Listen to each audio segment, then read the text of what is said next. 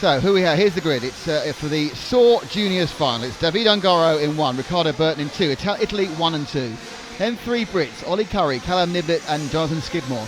Misha Widmeyer from Germany, Lewis Beach from Britain, Burak Kilic from Germany, Jamie Clancy and Lewis Jones, another couple of Brits there at the bottom of the top 10. And then we have Hal Lopez from Portugal, Birkin Kilic, so the Kilic brothers both in this final. Aaron Munster, another German, William Skidmore from the UK, and Philipp Lüdgert from Germany. And that is your runners and riders for the SOAR Junior Final.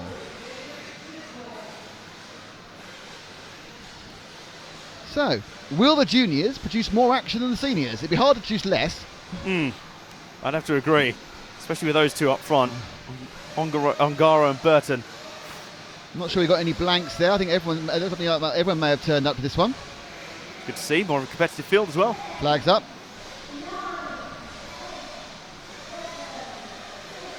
Everyone looking at that first corner. Can they get round it? Who will come out of the corner? Everyone takes the start.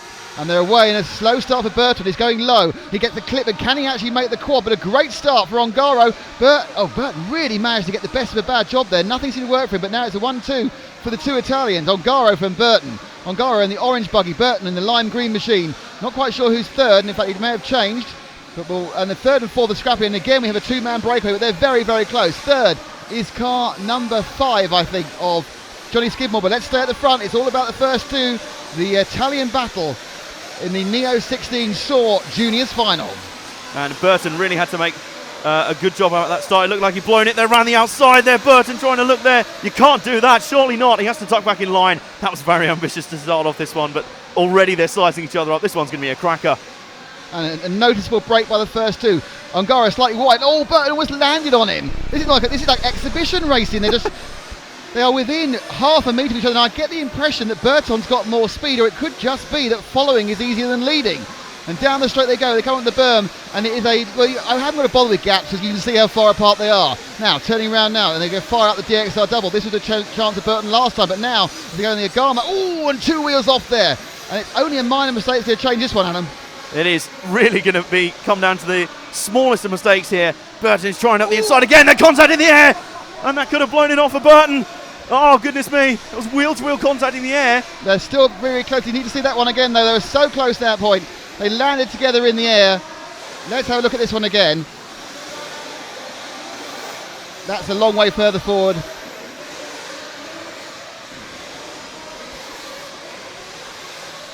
So we're back live again now. And Burton's made a mistake, and he's going to lose a few seconds. So he rolled at the Agama. Oh dear, oh dear, oh dear. And let's look at that. Have we got that now, Frank? I think we have. An aerial thing here. They plays the comes down here. Both power up together. Burton comes up. Ungaro together. Oh, and they just tip, and it's a 6.5 dozen the other. No one's real fault. But the net result is that Ungaro, I think, may have had a problem as well. So I think Ungaro has. No, it's Burton who's had the problem. Dropped way back. So Burton's down in 4th, and it's Callum Niblett now in 2nd, and they've got in a mix amongst traffic. So we're still with our leader. Let's reposition ourselves. It now seems like they're behind each other again. Well, it looks to me like the battle for 2nd is right on. In fact, Burton has passed the guys who have passed him for 2nd and 3rd as well. So he's back through. So camera guys, drop one camera back, please, to the yellow car. And this is what Burton has to do. He's got a long, after the mistake, he's a long way back, but he did get past Niblett and Lewis Beach very quickly. But he's got 6 seconds to make up. But he's got 7 minutes to do it. And you can't say that Ungaro won't make a mistake. We seem to it. But Burton now is absolutely flying after irritating the heck out of himself as he made 2 mistakes. One whilst we were coming off the first version of the replay, the second while we were on the replay. But at no point did he get, I think he was ahead for about 3 inches in the air. But now he has to try and make up 6 seconds, which he's not going to do without help from Ungaro. And Ungaro hasn't helped by doing, Ungaro's done a 32.2 that time round. 31.3, so a second gained there by Burton. So the lead comes down to 4.1. This is really, really close. The thing is, the problem that Burton has is that on raw pace, Ungaro should be around equal, but when there's 4 seconds or so between them, he's wrong! A mistake from Ungaro, just as we say that. He's lost about 2 of those seconds, right in front of us. So this is now Ungaro. So we'll stick with Burton, the yellow car. In 2nd spot, coming through the penultimate corners now. Burton's keeping it clean. He knows as long as he keeps putting in the pace that he is, Ungaro must know he's got the lead there, but Berton is chasing him down. That gap is visibly coming down in front of us. I think Ongaro is obviously for some reason tightening. I'm sure these two have raced for a million. Oh, another mistake. Oh my God, that is a mistake. That's a 3/4 of a second mistake when you've only got a 2.5 second lead, and now immediately Berton is right on his tail. The slightly older man. It's really, no, but, yeah, he's not even 17, but he's slightly older. He's showing the youngster how to do it, but after making a mistake, he's dragged back those 6 seconds, and he's still had more than half the race to go. He just dropped a little bit of that final corner, but the lead now is 1.5 seconds effectively. And Ongaro might have some traffic to deal with very soon of his own as well, so that could bring him further into Berton's hands. I wonder if Berton is waiting for that moment. He's chasing so hard. These two are driving right on the limit. Look at Berton, really hits home. Over the model spurt tune there, it was all over the place, but we've got both of them in the same frame now. Berton catching up quickly now. Catching is one thing, passing is another. Ongaro, I think, probably would feel happier to know where he was. He seemed to have a real... he got away with it. Got away with it. Berton gets away with that bad landing. He's going to... I think he lost what he gained during that lap. And he lost 0.7 of a second. But he gained a lot more of that during that. Now, he's now got the traffic to deal with, which was dealt with by Burton the last lap, by Ongaro the last lap. And that was a really smooth pass from Ongaro. It was one he had to make sure he has that car buffer between himself and Berton. That'll be very important. Let's see if Berton can make the move. We're still with the second place man. We're still with Ricardo Berton on the yellow machine. This is so close. Nice, clean and tidy move up the inside through the SOAR corner. That was really well done. Now, what's the gap had at the line this time? It's fluctuating. That's quite a flat lap for both of them, I thought. Yep, I think so. Fairly level. 4/10 loss. So Burton getting past that loss. But the point about it is you can still see him. It's not in his peripheral vision or his vision. You can see him. Oh, he's made a huge mistake. That's probably it for the whole thing now. That's got to be game over. 4:26. What happened there, Frank? Let's see that one again. What went wrong?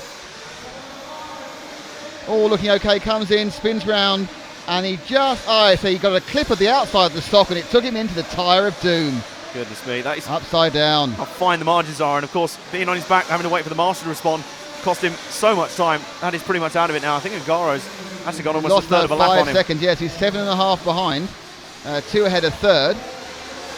So where is our leader? Where is David Ongaro? He's underneath us now, about to go onto the SOAR steps. He has 3 minutes 51 seconds, and unless he makes a mistake, so we may as well stay with him, because if he doesn't make a mistake, he's going to cruise to victory. But last time he got a long way ahead, he kind of tightened up. This time he just needs to kind of... The thing is, you can dial it down half a second, but it appears that he has a problem with anything that isn't 100% flat out. Yeah, you see drivers like that sometimes who they almost seem to lapse in concentration a little bit when they're not giving 110%. That was close. And he's going to have nervous moments like that as well. But he has a little bit more of a gap now, a little bit more confidence. He should be able to bring this one home. We need to tighten up, so our leader goes underneath timing and scoring now. And down the straight.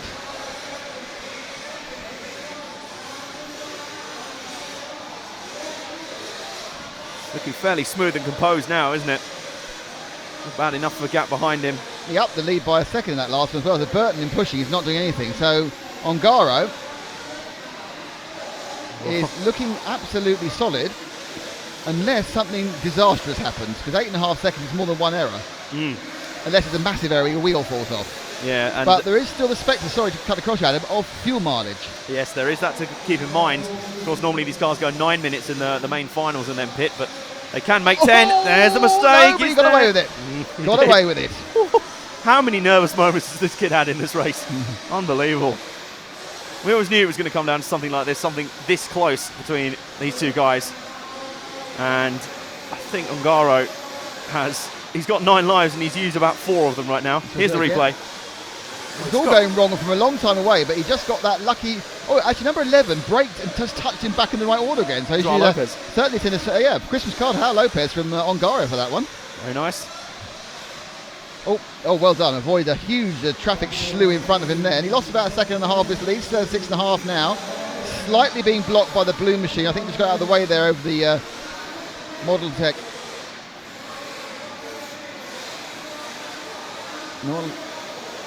Corner. So 1 minute 38 to go. That'll be 3 laps. This and 2 more. His lead, which is he did a 32.2 that time round, and a 30.9 it appears, or is it we're going to get? Yeah, I think it's 30.9. Well, no, much worse than that. 34.7. So Berton off camera had another incident. So Berton really isn't making, even when Ongaro makes small mistakes, Berton making bigger ones. And with 2 laps after this, it's looking particularly good for Ongaro. How frustrated would you be if you were Berton right now? It just seems that every time you try to close in and make a chance, you make a bigger mistake than Ongaro in front. I kind of think he's no one else to blame but himself, really. I mean, it's not like so. he's had an accident. He's it's very harsh because he's a very good driver and we all make mistakes. The fact is that Ongaro almost has a pit stop in hand now if he is worried about fuel mileage. My guess is probably not. No, I think these cars will have dialed back. They'll have leaned back on the engine tune to make sure they can get the 10 laps. No, that's just impatient. He should just wait. See, that's the thing is you have to now have that final mentality where you think, no, I've got a long lead. I can just wait to get past that person because if you get past him quicker, well, your lead goes a couple of tenths. But if he takes you out, you're in serious trouble. A little bit of white line fever coming in, isn't it? Ongaro has really wound it down though. He's doing 32-second laps and he was doing 30-second laps. But even then, Berton's just not cutting into his lead enough. Berton would have to be putting lap record pace in now. Should be. In fact, if he gets across the line, he'll have won because in the 10 minutes he'll catch Berton and won't catch him. So all he needs to do is do 2 more corners and Ongaro will win the junior final. And David Ongaro is the junior champion. He actually gets to do a victory lap on his own.